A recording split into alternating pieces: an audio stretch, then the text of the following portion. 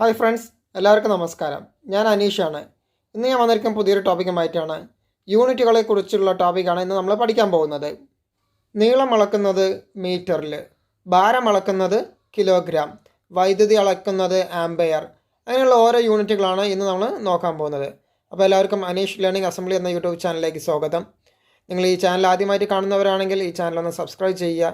തൊട്ടടുത്തുള്ള bell ഐക്കണിലെ ആളെന്ന option കൂടി enable ചെയ്ത് കഴിഞ്ഞാൽ നിങ്ങൾക്ക് ഞാനിടുന്ന വീഡിയോസ് എല്ലാം നോട്ടിഫിക്കേഷൻ ലഭിക്കുന്നതാണ്. അപ്പോൾ നമുക്ക് വീഡിയോയിലേക്ക് പോവാം.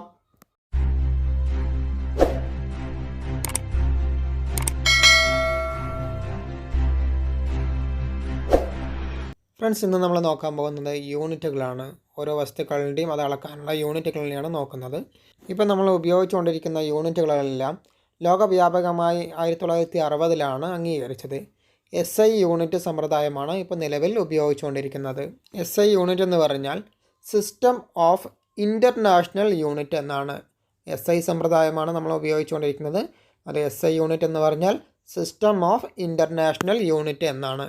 അടിസ്ഥാന യൂണിറ്റുകൾ എന്നും ഉപയൂണിറ്റുകൾ എന്നും യൂണിറ്റുകളെ രണ്ടായി തരംതിരിച്ചിട്ടുണ്ട്. അടിസ്ഥാന യൂണിറ്റുകളിൽ 7 എണ്ണമാണ് വരുന്നത്.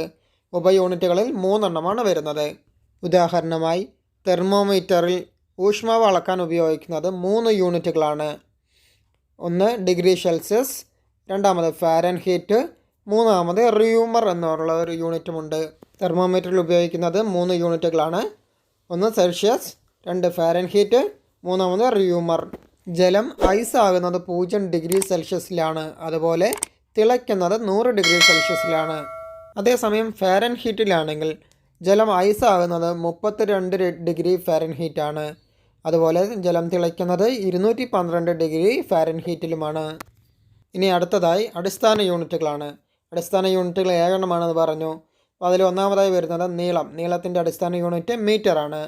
ഇനി പിണ്ഡം അല്ലെങ്കിൽ വെയ്റ്റിൻ്റെ അടിസ്ഥാന യൂണിറ്റ് കിലോഗ്രാമാണ്. സമയത്തിൻ്റെ അടിസ്ഥാന യൂണിറ്റ് സെക്കൻഡാണ്. അതുപോലെ താപനിലയുടെ അടിസ്ഥാന യൂണിറ്റ് കെൽവിനാണ്. ഇനി വൈദ്യുതി പ്രവാഹത്തിൻ്റെ അടിസ്ഥാന യൂണിറ്റ് എന്ന് പറയുന്നത് ആംപെയർ ആണ്. അതുപോലെ പ്രകാശ തീവ്രതയുടെ അടിസ്ഥാന യൂണിറ്റ് കാൻഡിലയാണ്. പദാർത്ഥത്തിൻ്റെ അളവിനെന്ന് പറയും, പദാർത്ഥങ്ങളുടെ അളവാണെങ്കിൽ മോൾ എന്ന് പറയും. അതുപോലെ വസ്തുക്കളുടെ അളവിനാണെങ്കിൽ പിണ്ഡം അല്ലെങ്കിൽ കിലോഗ്രാം എന്നാണ് അതിൻ്റെ യൂണിറ്റ് വരുന്നത്. അപ്പോൾ അടിസ്ഥാന യൂണിറ്റുകൾ 7 എണ്ണമാണ്. നീളം അതിൻ്റെ യൂണിറ്റ് മീറ്റർ, പിണ്ഡമാണെങ്കിൽ കിലോഗ്രാം, സമയം സെക്കൻഡ്, താപനിലയുടെ യൂണിറ്റ് കെൽവിനാണ്, വൈദ്യുത പ്രവാഹത്തിൻ്റെ യൂണിറ്റ് ആംപെയർ, പ്രകാശ തീവ്രതയുടെ യൂണിറ്റ് കാൻഡില, പദാർത്ഥത്തിൻ്റെ അളവുകളുടെ യൂണിറ്റ് മോൾ ആണ് വരുന്നത്. അടുത്തതായി വരുന്നത് ഉപയൂണിറ്റുകളാണ്. ഉപയൂണിറ്റുകൾ 3 എണ്ണമാണെന്ന് പറഞ്ഞു. അത് ഏതൊക്കെയാണെന്ന് നോക്കാം. ഒന്നാമതായി സമതല കോൺ, അതായത് പ്ലെയിൻ ആംഗിൾ എന്ന് പറയും. അതിൻ്റെ യൂണിറ്റ് 1 റേഡിയനാണ്. ഇനി അടുത്തത് രണ്ടാമത് ത്രിമാന കോൺ അല്ലെങ്കിൽ സോളിഡ് ആംഗിൾ. ത്രിമാന കോൺ അല്ലെങ്കിൽ സോളിഡ് ആംഗിൾ അതിൻ്റെ വരുന്നത് സ്റ്റേർഡിയൻ. അതുപോലെ റേഡിയോ ആക്ടിവിറ്റിയുടെ വരുന്നത് ക്യൂറി എന്നാണ്. 3 കാര്യങ്ങളാണ് പറഞ്ഞത്. സമതല കോൺ റേഡിയൻ, ത്രിമാന കോൺ എന്ന് പറഞ്ഞാൽ സ്റ്റേർഡിയൻ, റേഡിയോ ആക്ടിവിറ്റി എന്ന് പറയുന്നത് ക്യൂറി എന്നാണ് വരുന്നത്. അടിസ്ഥാന യൂണിറ്റുകളിൽ നിന്ന് അനവധി ചെറിയ ചെറിയ യൂണിറ്റുകൾ ഉണ്ടായിട്ടുണ്ട്. അവയെ പറയുന്ന പേര് ഡിറൈവ്ഡ് യൂണിറ്റ് എന്നാണ്. അടിസ്ഥാന യൂണിറ്റുകളിൽ നിന്ന് വേർതിരിഞ്ഞ യൂണിറ്റുകളിനെ ഡിറൈവ്ഡ് യൂണിറ്റുകൾ എന്ന് പറയുന്നു. അടുത്തതായി നമ്മൾ നോക്കാൻ പോകുന്നത് ഏതൊക്കെ ഡിറൈവ്ഡ് യൂണിറ്റുകൾ ഉണ്ടെന്നാണ് നോക്കുന്നത്. അതിൽ ഒന്നാമതായി വരുന്നത് ബലം. ബലത്തിൻ്റെ യൂണിറ്റ് എന്ന് പറയുന്നത് ന്യൂട്ടൺ ആണ്. രണ്ടാമത് മർദ്ദമാണ്. മർദ്ദത്തിൻ്റെ unit newton per metre square അല്ലെങ്കിൽ പാസ്കൽ. മർദ്ദത്തിൻ്റെ unit newton per metre square അല്ലെങ്കിൽ പാസ്കൽ. ഇനി പ്രവൃത്തിയുടെ യൂണിറ്റ് ജൂൾ. പ്രവൃത്തിയുടെ യൂണിറ്റ് ജൂളാണ്. ഊർജത്തിൻ്റെ യൂണിറ്റ് ജൂളാണ്. പ്രവൃത്തിയുടെയും ഊർജത്തിൻ്റെയും യൂണിറ്റ് ജൂളാണ്. പവറിൻ്റെ യൂണിറ്റ് വാട്ട്. ആവൃത്തിയുടെ യൂണിറ്റ് ഹെർട്സ്. ഉച്ചതയുടെ യൂണിറ്റ് ഡെസിബൽ. പൊട്ടൻഷ്യൽ വ്യത്യാസം അതിന് വോൾട്ടാണ്. അടുത്തതായി വരുന്നത് വൈദ്യുത ചാർജ്. അതിൻ്റെ യൂണിറ്റ് വന്നിട്ട് കൂളമാണ്. വൈദ്യുത ജാലകത അതിൻ്റെ യൂണിറ്റ് സീമെൻസ് ആണ്. ഇനി വൈദ്യുത ധാര അല്ലെങ്കിൽ വൈദ്യുതി അതിന് ആംബിയർ എന്ന് പറയുന്നു. അടുത്തതായിട്ട് പ്രതിരോധത്തിൻ്റെ യൂണിറ്റ് ഓം ആണ്. അടുത്തതായി കപ്പാസിറ്റൻസ് യൂണിറ്റ് ഫാരഡ് ആണ്. അടുത്തതായി വരുന്നത് ലെൻസിലെ പവറാണ്. ലെൻസിലെ പവറിൻ്റെ യൂണിറ്റ് ഡയോപ്റ്റർ ആണ്. അതിൻ്റെ അടുത്തതായി വരുന്നത് ഇലൂമിനൻസ്. അതിൻ്റെ യൂണിറ്റ് ലക്സ് ആണ്. ഇലൂമിനൻസിൻ്റെ യൂണിറ്റ് ലക്സ്.